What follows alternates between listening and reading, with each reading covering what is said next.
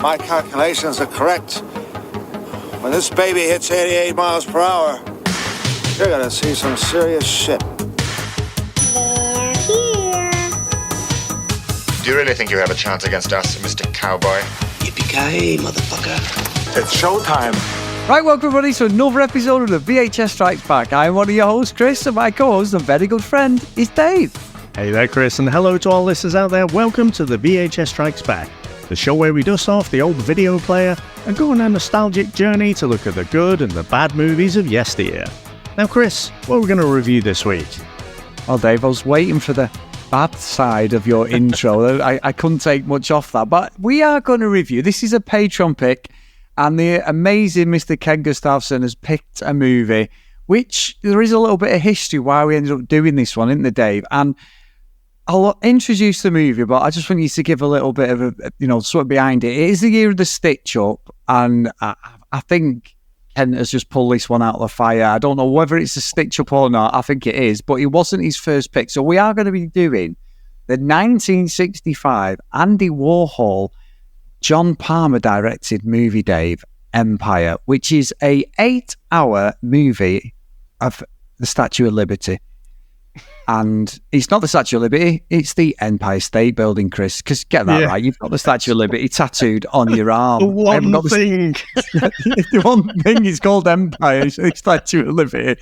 Great start, Chris, great start. However, it's about the Empire State Building, Dave. So can you give everybody a little background on why our good friend Kent has picked this one, Dave? Yeah, so as I do when I kind of look ahead in the calendar, see who's coming up, and I reached out to Kent and said, hey, you got your regular VHS pick coming up. And he got back with, Jurassic Park. Now, I'd completely forgotten. And I was thinking, what a classic, breath of fresh air after all this shit that we've watched this year with all the stitch-ups and everything. I'm like, Kent's clearly not playing the game of, the year of the stitch-up. And then I'd sort of even gone as far as put it in the calendar and everything. It was you who said, I'm sure we've done that. I was like, hell yeah, I've completely forgot. I remember going off down a rabbit hole. I read the book and everything after it. It was really good. And I was like, oh, no, sorry, Ken, we've actually done this one, but, you can't get a free one here. Here's a link, and, if you pick something else, that'd be great. And he comes back with, this is the 1965 Andy Warhol movie, which, he had to watch, apparently, in I think it was college or something. I was like, right, all right, okay, brilliant, thank you. Popped into the calendar and, sort of forgot about it. And then we come to watch it. So I'm like, oh, right. So 8 hours. I mean, we've obviously, neither of us have got a background with this one. But, I mean, Andy Warhol, is he... What's your exposure to him as an artist, in particular with pop culture stuff? Well, having done this retrospectively, Dave, and realising that I noticed a lot of the art he did, the Marilyn Monroe, Groucho Brothers, the can of soup, Dave, the condensed tomato soup, Campbell's, and all that, realising who he was. And I've seen, I've watched sort of certain movies where Andy Warhol's been in it as a character, and all he come across to me was a proper wanky fucking art student blagger who was just stoned out of his face, Dave. Now, researching him, I think I've been proven wrong, because there's a respect there for Mr. Warhol, Dave, not necessarily for his artwork, but if you can convince people that an 8-hour security camera on the Empire State Building is fucking art, you are doing something right, my friend, because let's be honest, that's all this is. It's a time lapse of the Empire State Building, and I don't care what symbolism, what bullshit or fucking subplot or line you write, it's a security camera of the Empire State Building. Now, somebody who does tune in to the live, I've done it with New York, but especially the live Las Vegas cameras, Dave, maybe this, as a kid, or with my love for Vegas, maybe I would have been one of the idiots who'd have gone to the cinema when this come out and gone, I'll watch that, we've been in Vegas or something, but there's a lot of live cameras now where you can look at Times Square, you can look like the Great Wall of China, all these massive places around the world. You can tune in 24/7, especially if you love the place. Like I've done with Vegas, a lot of different parts of Vegas, the sign, Bellagio fountains, everything. I sort of get it, but there's not one bone in your body or anybody's body can convince me that this is not art by blagging it, Dave, because this is absolutely unbelievable movie. I've never even heard of it. So Ken has Year of the Stitch Up. Honestly, Dave, I think irrespective of however we score it, this has got to be one of the Year of the Stitch Up movies, whether he means it or not. Yeah, you're saying about the people watching it and stuff. I was my mind was wandering to, obviously there was no blockbuster around in 1965, but, fast forward 30 years, if there had been, and, it was a new release, it was up on the new releases wall, and, you kind of browsing around on a Friday night or whatever for something to watch. Oh, look at that, it's the new Andy Warhol movie. I'd love a bit of Campbell's soup, me. Let's get that one then. And then you stick the video in, and it's like, right. Not a lot's happening, really. Fucking 8 hours. Mind you wouldn't even get it on a video, I guess, would you? There's no video for that. Yeah, you'd have to have multiple videos. But I'd say there is one thing I guess I can call back to. So, in our kind of friend group, this is going to about 98. So I was in the last year of the degree. I was fucking, it was 5 days a week and weekends and stuff. It was really fucking intense academic work. And one of his friend group, he did a degree in fine art, for which I think he did about 3 hours a week or something. So anyway, you're trying to be supportive and whatever. And I remember going to the art exhibition. It was all the fine art students and whatever. Chris, I'm not joking. Talk about fucking blagging it. I mean, I don't know what any of these people are doing today, but I remember one thing. It was like this guy who's smashing different boxes, and they were all in different states, if you like. One was almost pristine. The other one was, going to a bit more bashed up, to a bit more bashed up, to, really bashed up. That was it. I'm like, oh, fucking brilliant. 3 years. Great. Bet your mum and dad are proud. There was one guy who's obviously a bit of a rugby player, and he just had a little exhibition with it, which was just like a little patch of grass with a rugby ball on it. And I'm like, oh, fucking well done, you. And then again, you kind of appreciate the hustle, because it's like I'm busting my ass trying to fucking learn these mad concepts and ridiculous maths, and people are just like fucking probably at the pub thinking, yeah, someone will eat up any shit I fucking... And it's not even just the art, it's how you can argue your case that is art. And so all of it just, it sets off this visceral reaction inside me where I'm just like, oh, fuck off. This will be an interesting discussion that we get into. 100%, because you're saying that about art thing. I think I mentioned it on here before, definitely on the podcast. Is I did GCSE art, didn't want to do it. I wanted to do the motor mechanic. Dave wanted to be a mechanic, but they had too many guys going in the class for motor mechanics, and he was sort of like a bit of a scissor paper stone who got in. And then it was like, oh, I'll do art, and I did art, Dave, for 2 years, GCSE art. After the first year, teacher called Mr. Gregson, that when you fucked about in the class, Dave, he made you stood in the bin. So you'd stand in the bin for the whole class if you were in trouble, Dave, for dicking around. Just a side note, my brother Adam would go to the toilet knowing I had art, get a wet tissue, because the toilets were next to the art room, and throw a wet tissue at the window, and he would chase him round the school, and I'd be crying laughing because I knew it was, and he'd come back in and it means nothing doing an impressionist teacher. He'd be like, who was that boy? And I'd be like, he knows you, Phelps. And he didn't realise it was my brother. But anyway, it was like the highlight of my art class. It's like your impression of everyone. Eric Hitchmo of the Coventry Conference. I thought you were going to say the trailer guy I do every week, which is all the same. But he did it, and then we did art. So my first year, when I was in fourth year 10 as it is now, we literally just made ducks. I did paper mache of ducks. I did fucking pottery of a duck. We did everything you can think of duck. There was collages of ducks. And then he used to walk around like the Antarctic. He used to do expeditions in the summer holidays, for like 4 or 5 weeks. And he wrote books and everything about his like, his orienteering, all the things he did. And I didn't know this at the time. We only knew it as we were in fifth year, Dave, when they went, Mr. Gregson is off sick now. He won't be coming back in. Can we have a look at your coursework? And all 5 of us in the class had just drawn and fucking built ducks for the whole year. And he went, yeah, he was having a mental breakdown. You're now going to have to come every night and catch up on your art GCSE, Dave, which I coincidentally got an E because I gave up towards the end. I just didn't give a fuck.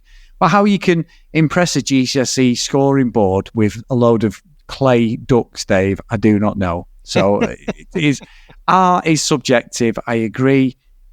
And I hate stuff like this, and I can't wait to talk about it. But I have a respect for Mr. Warhol, which I think is in the Chris Phelps level of Billy bullshit blagging, Dave. That's what I've got to say. And he's probably the most successful artist of our time. Well, he's not living now, but he was of the 20th century for financial stuff alone.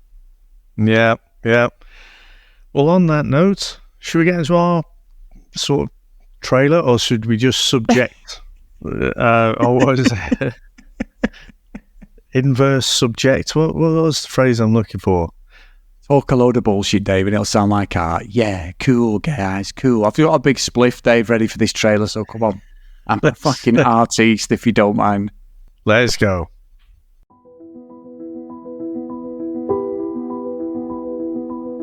Some films have car chases. Some films have romance. This one has a building. It's Empire, the Andy Warhol masterpiece that proves cinema doesn't need actors, dialogue or plot when you've got a really big tripod. I wish. 8 hours, 1 shot, 0 popcorn refills. It's the film that makes paint drying documentaries look like Die Hard. Starring absolutely no one, featuring absolutely nothing from the director who looked at a skyline and thought, that's tonight sorted. Thrill as the Empire State Building stands there. Gasp as the lights come on and go off. Hold your breath as literally nothing happens. It's not just a film, it's an endurance test like Lord of the Rings, but without the hobbits, the orcs, or even an ending. Empire, the movie that separates the cinephiles, and also somewhere else files, from the people who have lives. Oh, you'd misspell that.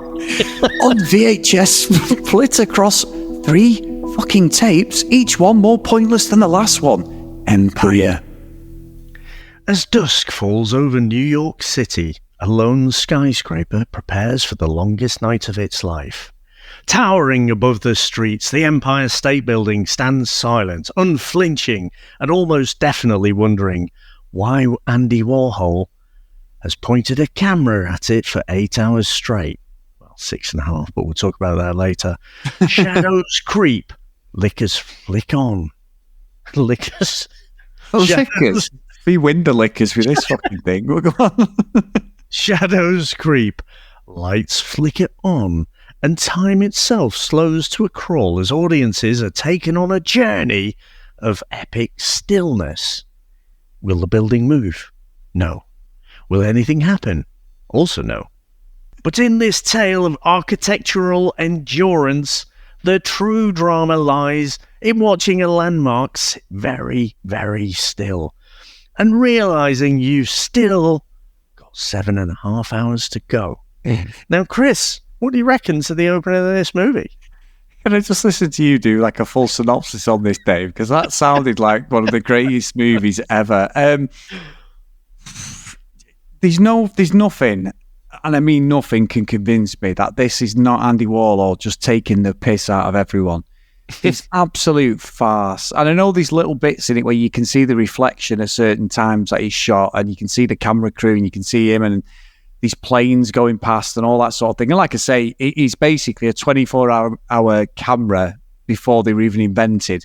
But it's just too pretentious, this nonsense, Dave. This is the sort of stuff where a load of fucking hippies would have been in a room, chonged out of the fucking head on the finest fucking Amsterdam fucking weed, going, oh yeah, man, I can see that. They just symbolise freedom. It's all about, and he's like, no, he's just put a camera there, you fucking bellends. and they're sat there listening to fucking Bob Dylan or something, and it's like, he just took the piss out of you. Now, reading about Andy Warhol, he was fully embracing the fact, Dave, that people hated the stuff that he did, and that it was a lot of people, the way I first approached it until I read up on him properly after I sort of watched this, and I'll tell you what, Ken, I did a lot in them 8 hours, my friend. There was a lot of ironing and a lot of maintenance work going on as I watched this, because it is on YouTube. And I did, and I get the idea. It's like watching paint dry, and it shows how quickly life moves on and you do things and all that.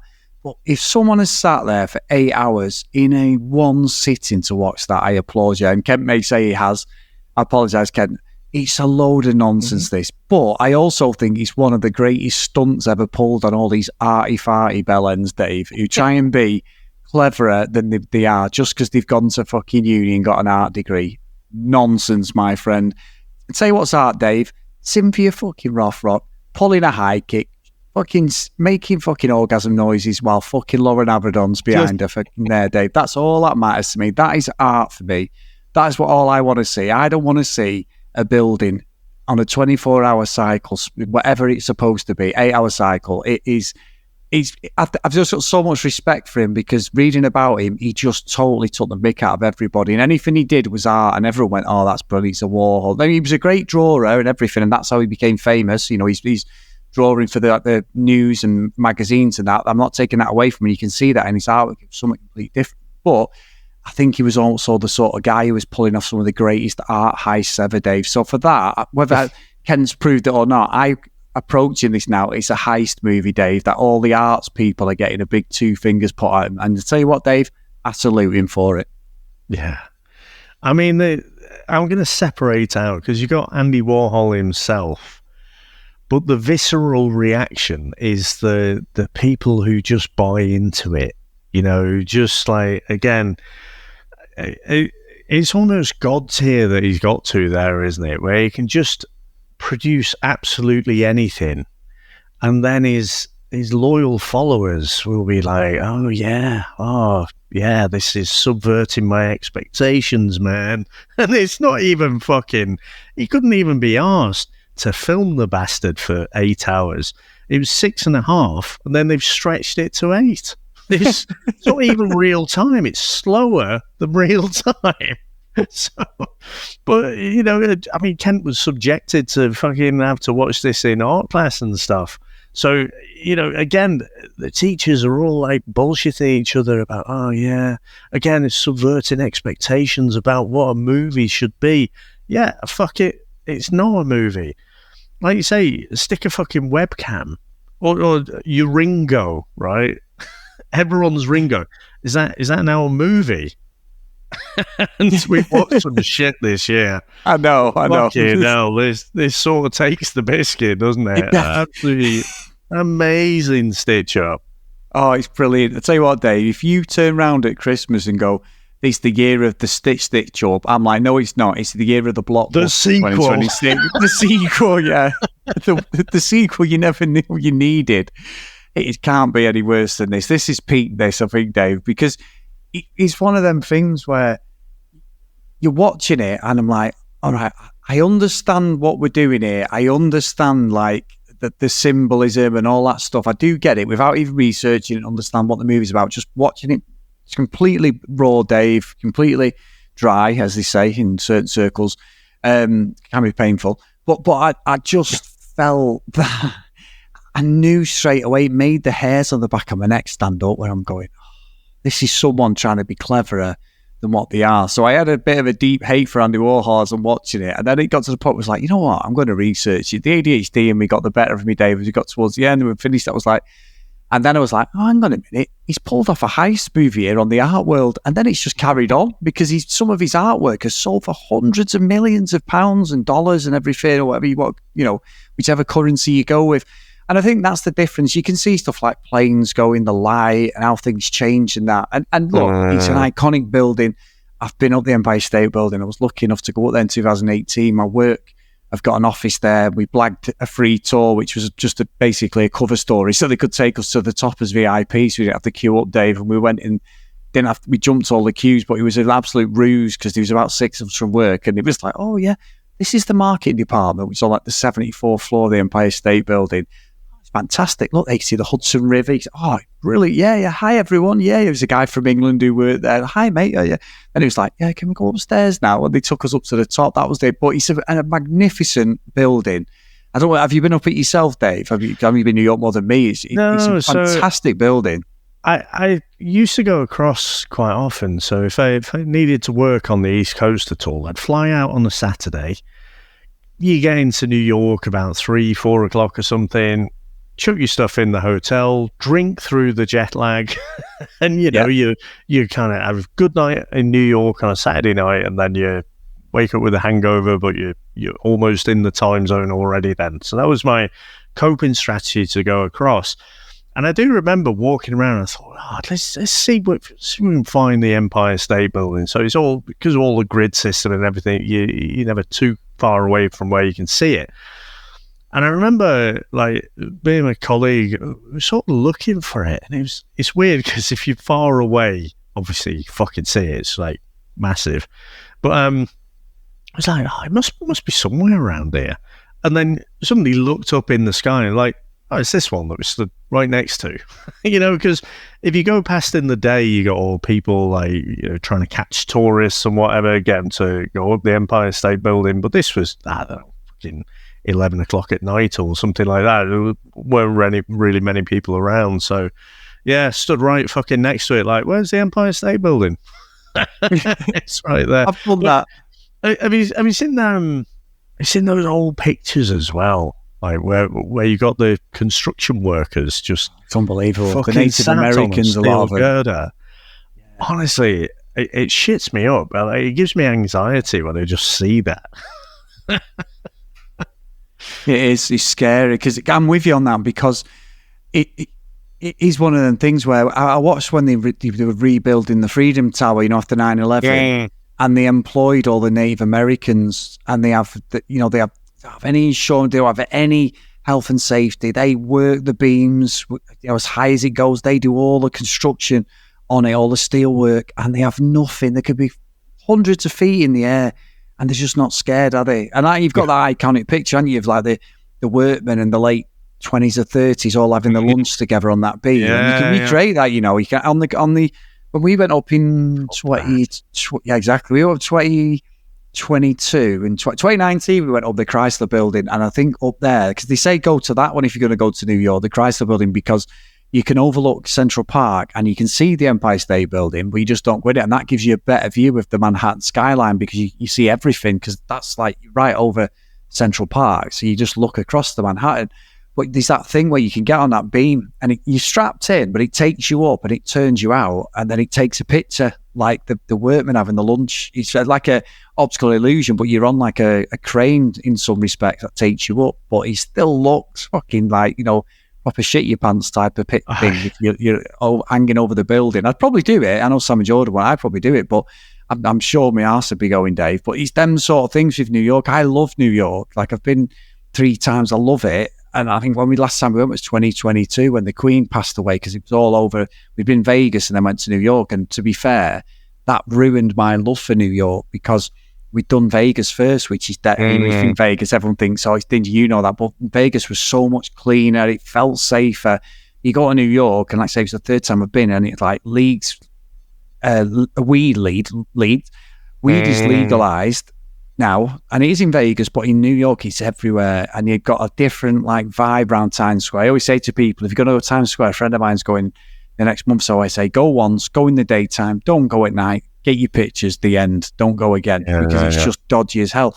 And there is places in that, but there's I've just, I love the Spider-Man games. I've been around, I go around New York traveling all the times when I play them games. I love New York. I love it. I've got it tattooed on my arm. So it's all so iconic. But you're right about the Empire State Building. The first time we ever went in 2018 was, we did the same thing. I didn't put the maps on, and one of the guys had been before, and he's like taken us all around.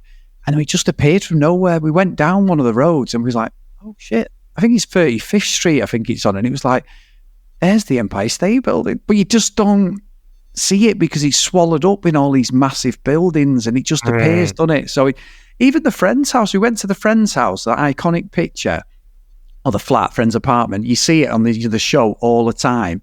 And we were literally walking parallel to it. And I'm like, it's round here somewhere. But you have to be at an angle across the road looking up and you go, oh, there's the friend's house. But you don't know. I know it's not the same size as the Empire State Building, but these iconic things you've seen in movies and TV shows, sometimes they're just there and you don't pick up on it. You know, the Sex and the City, the Carrie Bradshaw's apartment and all that, they're just normal houses, apartments and stuff. So it's such an iconic place, but that Manhattan skyline and place is very, very overpowering, I think. And I think the fact that this was done in 1965 when it was one of the biggest buildings in the world, I think, at the time. It's not now, but it was at the time. It's just, I get it. I have so much love for New York. Like, I don't know when I'm going to go back, but I will at some point. But it's just such an iconic place, so I respect that. But it's just an absolute farce that this got made. I mean, he's at 3.7 on IMDb, so Kent's not daft, Dave. He's definitely a stitch up. You know what I mean? Like, even it must be like just for the pure art critics who are taking in what this is about. I think everyone else has just gone, he's taking the piss out of all of his. And I respect him for it, Dave. I've got to give Kent credit here. Yeah, it's a double whammy, isn't it? Giving Andy Warhol the credit for the hustle and then Kent for the credit for the fucking stitch up. But, you know, again, I think people did go and watch initially and, you know, clearly just found it dull. Now, it'd be interesting if you release something like this today. Like, quite often, I'm very mindful of it. So if you're watching a movie and you just can't stay off your phone, say, you know, we've both talked in the past, haven't we, about those ADHD tendencies. Well, fucking hell, like, there is no way you can stay off your phone with this one. So it completely, you know, dismantles. If he did have an idea, and it wasn't just a complete hustle. But if you were to actually try and sit there and watch this for 8 hours, like, I don't know, I guess your mind would just wander. But again, I struggle to actually call it a movie, because it's not a movie, is it? It's just footage. No. Yeah, that's all it is. And so it's sort of an anti-movie. So I think people watching it initially, you know, you could say, oh yeah, they didn't get it, but they thought it was shit. I think they're right. And it's just the scholars and the critics later who come in and say, oh, it's radical, like, say, subverting expectations about what a movie is and stuff. And it's like, what bullshit. But yeah, New York's great though. And just going back to what you were saying about, you know, you can recreate that scene where you're having your lunch on the steel girder and whatever. I've ever told you, I suffer from this thing that the French call, like, the call to the void. L'appel du vide, they call it. Yep. And yeah, so I'd have no chance. I'd just be feeling that impulse to just jump off constantly. Yep. I'll be honest with you, Dave. I've done that when I go on holiday and you look over a balcony and stuff. I've done the same. I just feel as if you just, well, I would never do it, but you just feel as if, what would happen now if I just jumped over the side? You're like, you'd be dead, Chris. Well done. You know, it's just like, honestly, I think a lot of people have that, you know, Dave, if they don't admit it. Because I always think that balconies are so dodgy when you're on holiday, especially if you've had a drink and stuff. Oh, especially, do you remember we both talked about as kids going to Benidorm and stuff, but fucking hell, dangerous as anything. Yeah, it's not good, especially when World Cup 98 was on, Dave, and you had an England flag up draped over your balcony on a Spanish complex, because you used to get the Spanish apartments, and my brother-in-law decided to throw some sun screen over the side, because we had some Leeds United fans shouting, Leeds, we all hate United, and they were swearing in that, Dave, and this sunscreen exploded all over them, Dave. It stopped them from the UV rays, and it almost caused a World War III, Dave. So yeah, balconies are not for everyone. Didn't hit him, but the sunscreen did from the 18th floor of the. Was it Benidorm? Yeah, there wasn't one of them. It wasn't me, luckily. It was my brother-in-law. He didn't aim for the heads or anything. He missed past them on purpose, knowing it was going to explode. He went everywhere, Dave. They were going nuclear. These guys, quite rightly as well. When you think about it, it's so dangerous. But balconies are not for everyone. So I'm with you, Dave. I'm totally with you. He does put that again, hairs on the back of my neck when I go on a balcony. He does. Yeah. Weird. I told you about, I was driving back from a wedding in Wales, and I was on like one side of the valley, and you looked across, there's this tiny little fucking barrier that stops you from plunging to your death, but you can see right over to the cars on the other side of the valley, and then just this massive drop. And I must have been going about 15 miles an hour or something like that. I was in the middle of the road with my hands gripped tightly, and it was literally I was fighting myself. I was fighting that urge to just drive off the edge. It's fucking weird. Yeah. Honestly, when I got to about Shrewsbury, and I could actually see that on the sides of the road that there was, grass and stuff, I was like, oh God, it just felt like such a relief. So yeah. It's weird that. I don't know if you were in the band then. We had a gig once in Leicester. You may have been in the band. We went to Leicester, and there was 2 gigs we had like in the space of a month. I never forget it. And we got on the way back, for some reason, Aid, obviously, who's the guitarist, and that my brother-in-law, he's driving with his friend Darren, who was pissed, and he's directing us back from from Leicester, and he took us down the where did he take us? It must have been the M1. He took us up to Sheffield. We got lost. I don't know why we got lost. He should have gone the A500 and, Derby, Stoke to get back to Manchester. Anyway, we ended up on the fucking Snake Pass. And as we were driving, Tom, the old drummer, Tom, he's going, I've been on here before, Chris. It was the middle of winter. It's freezing me nuts off. We've been driving for about 2 hours. It's a sheer drop. Yeah. Don't speed. I was doing about 20 miles an hour. I'd never been on it. And all I could see was this like dark abyss to the, obviously I'm on the right driving, but I could just see he's going, Chris, people have come off here. And I absolutely shit in my pants, Dave. But then years later, like I worked where I work, I used to go Buddy Sheffield once a week to the train stations, installing all the units, digital stuff and that. And I would drive over it in my van and not worry about it because I knew it so well. Obviously, you've always got to be careful. But honestly, Dave, that was one of the scariest things ever. That sort of like, we're going over it. And I'm like, yeah, but you're driving like a dick. It was still going over. It's bizarre. Crikey. Yeah, it's funny, because before they did all the M62, I think late 90s, early 2000s, I went over Snake Pass a few times, and it didn't really bother me. And I don't know if it was just a thing later as I got a bit older that just the fear gripped me. And especially it gets really foggy up there. And so, yeah, it's fucking brown trousers time. I avoid that at all costs now. I'd sit in traffic for ages. Fuck going on Snake Pass, honestly. No, bottle job, Dave, completely. I'm with you. But yeah, it's one of the moments, and I know, we've gone a bit of a tangent there, which you're not surprised, but it is one of them things where this is the sort of, when you look at this and how high it is and everything else, like, it is sort of ahead of its time. You look 50 years in front now, so it's 50 years this movie has been, 60 years, sorry. 60 years this movie is. Well, it's so bad, that, isn't it? It is like, it's sort of unintentionally a live cam, as I keep saying, and I get that, but I just love the fact that he gazumped everybody, and he did it with another movie as well, and you're just like, he's just taking the mick out of you, and your people are buying it. It's like Banksy, isn't it? Like this famous Banksy. I mean, a lot of them say he's Neil Buchanan, Dave, off Heart Attack, the Scouser. Oh, really? Yeah, a few people have said that, and then a few people have said he's got his name because he used to put his name some other guy years ago.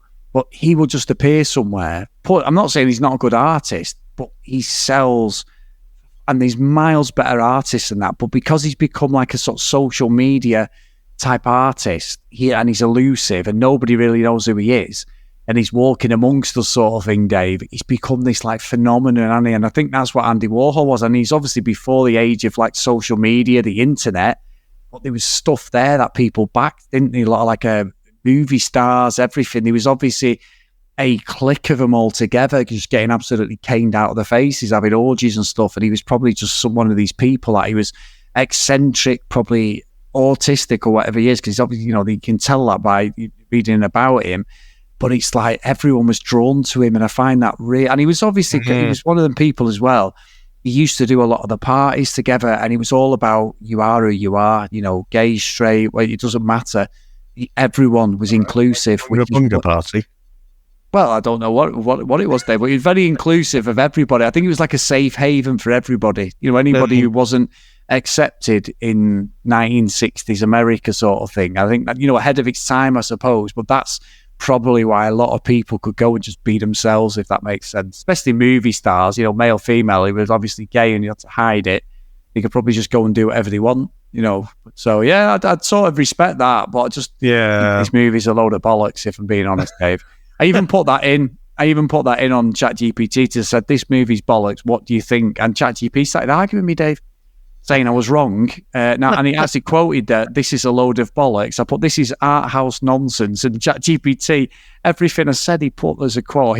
I'm saying he or shit, or whatever they are, had put, and it just went against me arguing. And I was like, I put thoughts, and it just tore a strip off me. And I was like, all right, fair enough. All right, mate. You don't need to be. I mean, I'm the only person who's ever broke ChatGPT. I'm still holding that as a record, Dave, but it told me, what more can I do? And you've exhausted everything. That's still my greatest achievement when I broke ChatGPT. But I think even tonight, they had enough of me, Dave. They were just like, Chris, you've been a dick.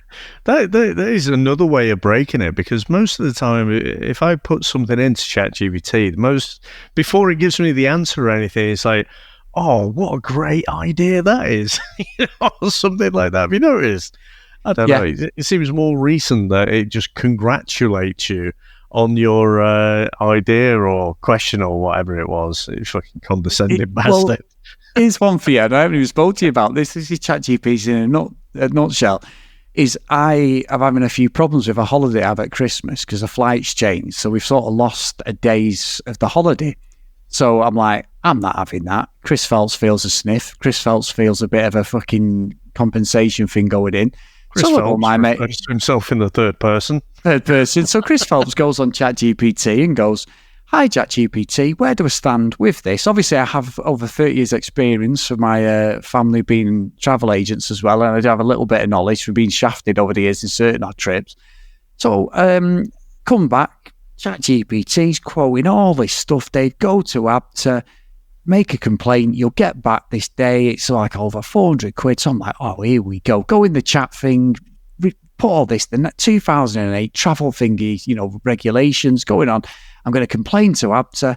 I go on ABTA's website, Dave, after I didn't get anywhere with my holiday firm. And then I went on ABTA after all this stuff from ChatGPT. Yeah, the holiday firm left ABTA in 2020. So I go on ChatGPT and went, thanks, ChatGPT. Is this holiday firm in the ABTA list? Oh, sorry, no, it left in 2020 due to the fucking COVID. So Chris now looks like a complete dick, Dave, and I've had to do another pretend I've written this like legal, bullshit ChatGPT. So I don't know how thing it is. I'm probably going to end up owing them by the end of these fucking formal complaints I've made, because they're like, well, which complaint are you making? Of this one or that one? So yeah, it's not always accurate. It didn't fact check itself, Dave, which I wasn't happy with today. But there you go. I think you do have to ask it to fact check itself. It does have the things called hallucinations, which annoy me, right? It's like, can you just not fact check yourself by default? I mean, that seems to be like the sensible thing to do. But I was just having a browse around because I was trying to find, Chris, like I want to give a conflicting opinion to This Is All Bollocks. And I did find one review, which is on IMDb, and it's a 9 out of 10 for this movie. And it's, I don't think this would be one of our crowd, Chris, but the subject is There's Nothing Like It.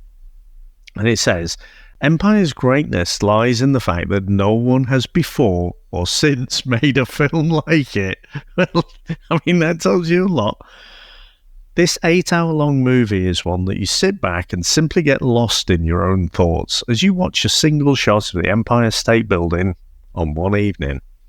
It's like a moment of time captured forever, and more of an experience than a film, like watching a living portrait. It's amazing to watch this in a silent, darkened theatre. I'm not sure I would want to meet this bloke, actually. If you have 8 hours to spare, or even if you just watch 45 minutes of it. So there you go, Chris. It's from Alex Duffy 2000. He was obviously quite enamoured by, just being able to sit there and get lost in your own thoughts. But, my sort of point of view is, well, you could do that staring at the fucking wall. You can get lost in your thoughts in any way. You don't have to watch quote unquote a movie. Right, Dave, that is bollocks. Alex Duffy. I've gone above Alex Duffy's review. We've got a load of Zs, 1 out of 10. We've got a 1 out of 10, what the fuck? That's the review title. One that says proof that literally anything can be art if your name is big enough. The next one's garbage, which they spelled garbage wrong. They put garbage. Maybe I've written that one, Dave. Why does this film exist? And then one of them, I can't even say. It says basically something to do with you aimed at the wrong towers 37 years too soon. Now that's not nice. Fucking hell. That is not nice at all. And it's 36, mate. You got that wrong anyway, but that's not nice. But yeah, there's not a lot of love. And then we've got the 9, and then we've got a 7. It was filmed on the 42nd floor of the Time Life building. Yeah, it probably was. Magnificent. Someone's put 10 out of 10 here, Dave, as well. Yeah, this movie is for a future generation. But let me tell you, Debao Norm H, if you want to see the Empire State Building, watch King fucking Kong. That has some action in it and an actual fucking story and moving around people, the special effects and everything. The old fucking King Kong, that's how to experience the Empire State Building. It's unbelievable, isn't it? I mean, like I say, total respect, Mr. Wall here, Dave, but this is brilliant. Because I mean, reading about it after, like, as he got out the art thing, and he became a manager of a band, Dave, the Velvet Underground, I think Bob Dylan was him and all that sort of thing. There was, in his art stuff, he was on TV, so it became, obviously, he was absolutely wadded. And then, unfortunately, lost his life because it was a gallbladder routine procedure, and they went in there, and he was a lot worse off than what they thought. He was nearly perforated, and he ended up losing his life. So, in 87, so I've had an absolute, Dave, Andy Warhol rabbit hole this evening. I've gone from hating the guy, going, how is he getting away with it, to going, you know what? He's actually the Del Boy of the art industry, Dave. He's an absolute Wizard of Oz. Pull the curtain behind this fuck all there, but total respect to the guy because he's blagged everybody and become like one of the named artists we've ever seen in this world, not just like America, all over the place. So respect for that. I do respect that. Well, Ken, you have absolutely done us, my friend. Unbelievable. Even the fact we saw a few planes, Dave, go past 65 was pretty good. The lights changed. I think even at the end, it goes dark, doesn't it? And we see the light. So there is an ending there, but plot twist. Yeah, there's no, as you just said, there was no King Kong going up there or Spider-Man, or because I read somewhere people were saying it's about a lot of people just create their own movies and watch it, and they're like, hey, imagine Peter Parker's going up there. I'm like, nah, not really. I don't think so. I can't see Stan Lee using this as inspiration for Spider-Man, but there you go. You can tell whatever movie you want. No, I'm not that bothered. But I just think it's the highest, and I've got complete respect for it.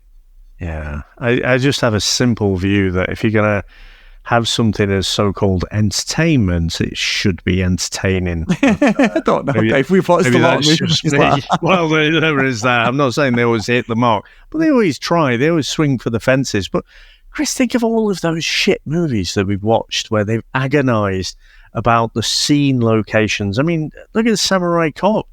They went to the trouble of shooting the same scene in multiple locations, pretending it was the same place. So, yeah, I mean, all of the different, moving all the cameras from one place to the other. For this one, you don't even have to do that. Just set your fucking camera up, 6.5 hours. I mean, fucking weren't even there half the time, So, brilliant heist, as you say. But, Chris, should we get into our final review? Oh, can't wait for this. Yes, let's go.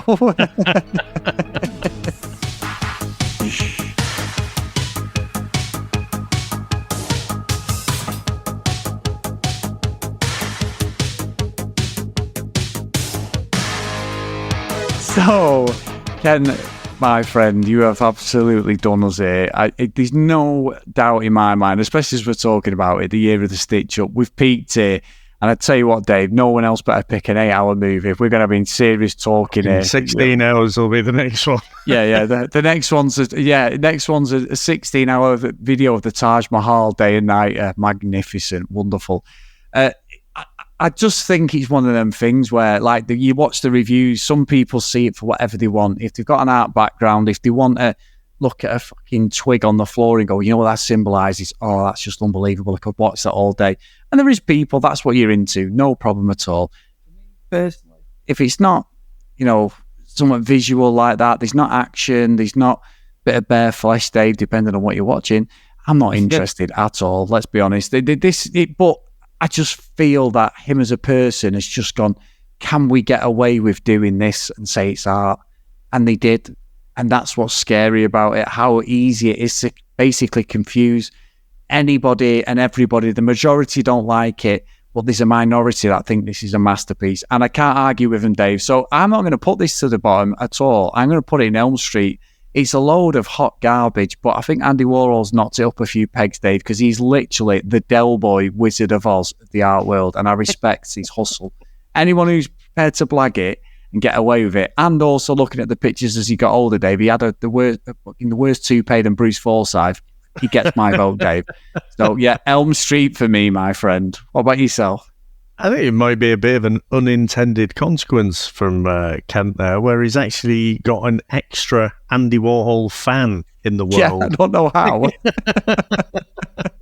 From an unlikely source. Well, I'm afraid, Chris, I'm just going to be a bit more conventional, because although I agree with you, I can appreciate the hustle, and the issue is not him necessarily, but he's got to that point in his career where he can serve up any old shit. And if someone was to challenge him, that's not really art, he'll have a good argument and a good yarn on why it is art. And I do respect that. But as a movie, I can't put this anywhere other than the bottom. I will never look back on this at all again. And I did read somewhere he didn't expect someone to sit down for the full 8 hours, but then I think that sort of destroys what the point he was going for. I mean, if the idea is that, you know, this is about time, you know, or perception of time and, you know, allowing your mind to wander a bit and stuff, it's no good if you watch like 20 minutes and say, oh, fucking hell, you know, Coronation Street's finished. I can get 10 minutes more of Empire in. So I just don't buy it at all. And I did say at the top of the show, you know, it does invoke this visceral reaction from me, which is just like, oh, fuck off, you know. I do really appreciate art, you know, your classic kind of paintings and, you know, actual what I would recognize as art, but it's this abstract shit that I just can't get into at all. So yeah, straight to the bottom, straight to Alderaan. Doesn't have to be watched by anyone else. No fucking art students have to suffer, you know, listening to some pretentious fucking lecturer wax lyrical about how great this is. Yeah, should be jettisoned off. I don't think Kent maybe has. I think Kent thought it's probably going to be me laying into it, and I wasn't, to be fair. It's the hustle. I always respect the hustle, Dave, and I do. But anyway, thank you, Ken. Amazing pick, and I just couldn't wait to speak to you about it, Dave, because I just can't wait for everyone to listen and go, I don't know how I'm going to beat that. I'm sure people are going to top it, Dave, but that was like, that's peaked. No matter what we've watched this year, and it's been some absolute god-awful movies. This is the worst movie we've watched because it's not a movie, and it somehow is a movie. So yeah, brilliant, absolutely brilliant. However, Dave, we're going for something completely different next week. So it is a Patreon pick with our good friend Justin, a massive supporter, has been with us for a few years. So thank you, Justin, for all your support. It's a movie, Dave, and I was looking at it. I've actually seen this movie a long time ago. We're going back to 1990. It's a Coen Brothers movie. It stars Gabriel Byrne, John Turturro, Marcia Gay Harden, John Polito, Albert Finney, and J.E. Freeman, Dave. So we are going to be covering Miller's Crossing. So that, I remember it coming out. I remember watching it with my granddad, Dave. I've watched it once, definitely, and I don't remember anything about it, but I've definitely seen this one before. So I don't know about whether you've watched it yourself, but I'm sort of looking forward to it. But I know it's quite a split when it came out. I think you're either in or you're out on this one, so I'm looking forward to this.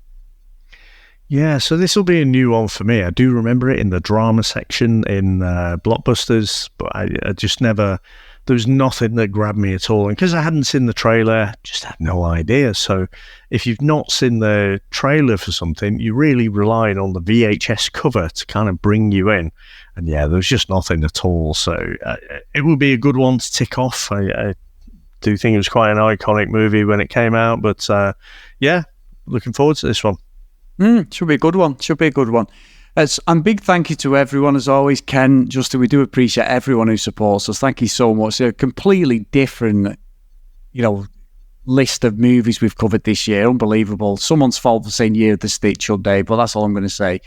But honestly, thank you to everyone, because you've brought some corkers, and there's still plenty of time to make it even worse for me and you, Dave. So let's be honest about that. But if you do want to support us, please go over to patreon.com/the VHS Strikes Back. If you want to email us, the VHS Strikes Back @gmail.com. If you want to follow us on social media @VHS Strikes Back. So the roll call of honour, and a big thank you to Nick, Greg, Gareth, Mike, Lee, Helen, Dylan, Dan, Justin, Susan, Tim, Matt, Hales, Kent, Lucky Lily Green, Herbs, Jack, Math, Blake, John Hammond, and Mr. Tony Farina. So thank you so much for all your support, guys. Amazing stuff as always.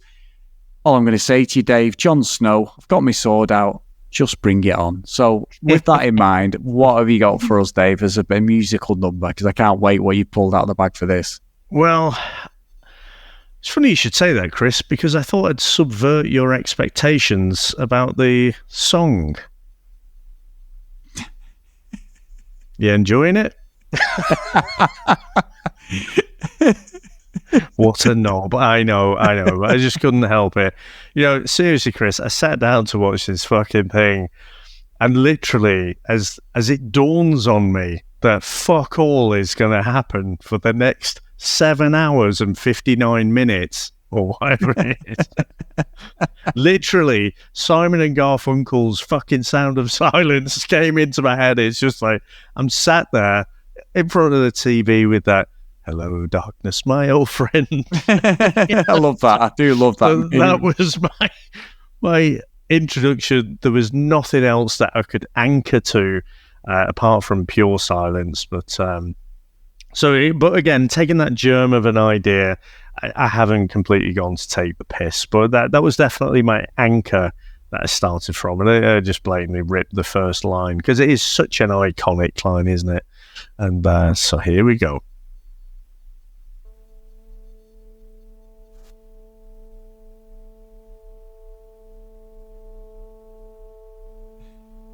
This is it.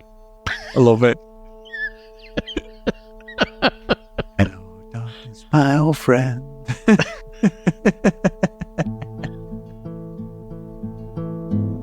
That's slow like the movie, Dave. You're all right. Yeah. I like it. It's fucking exciting. This whole onto the sea of pants. Like the guitar. Hello, darkness, my old friend. I've come to watch a building pretend. 8 hours glued to steel and glass, watching shadows slowly pass. Critics swoon and praise the view I just sit in. Curse my cue through the cinema, dim and gray. Everyone nods and looks away. Pigeons land upon the sill. People yawn but act impressed still. That's very true. Even popcorn's given up. I sip my drink and chew my cup. And in the echo of smug delight, I plot escape from endless night. Shadows shift, the critics cheer. I've seen more action in my beer. Warhol called, this is profound. I stare at nothing all around. Fools and scholars with smug delight praise the empire through the night. I bite my tongue, I choke on bile. This building is an art, just a trial. If boredom were an artful prize, it'd win an Oscar in their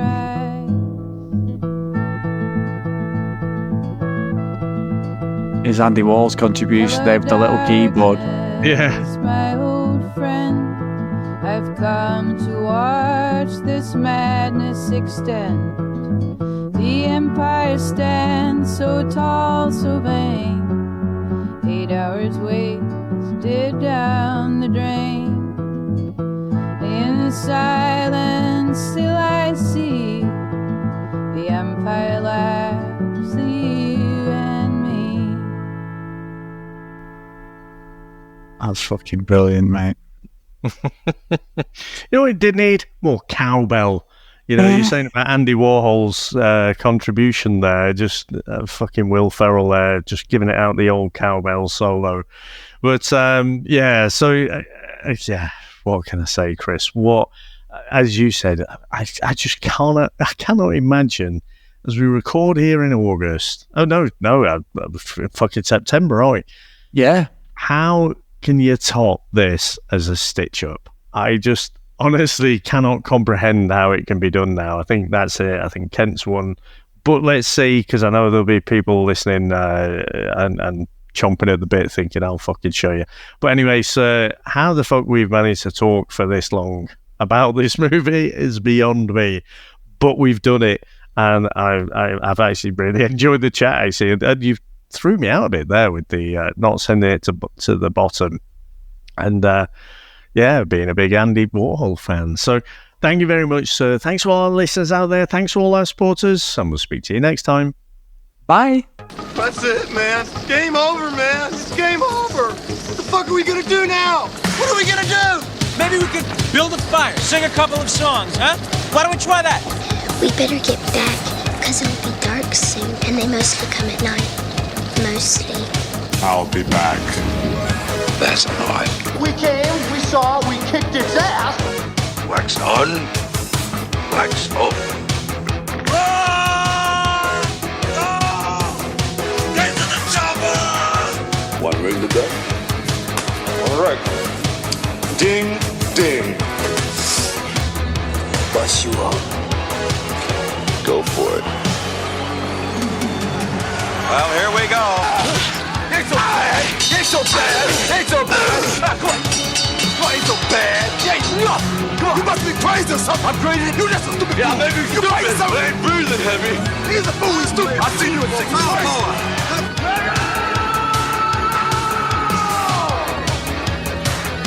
I must break you.